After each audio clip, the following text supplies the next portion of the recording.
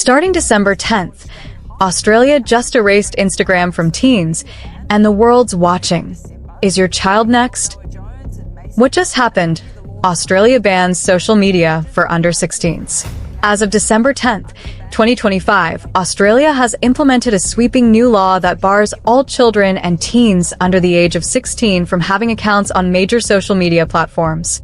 This makes Australia the first country in the world to enforce a nationwide social media ban for minors. Platforms affected include giants such as TikTok, Instagram, Snapchat, X, Twitter, YouTube, Facebook, Reddit, Twitch, and more. The law doesn't place fines on teenagers. Rather, it targets the companies. Social media firms must take reasonable steps to block under 16s from using their services or face fines up to 49.5 million Australian dollars, is almost equal to 33 million US dollars. Enforcement means existing under 16 accounts will be deactivated and new signups from minors blocked. Age verification methods may include selfie scans, ID checks, or behavior-based age estimation.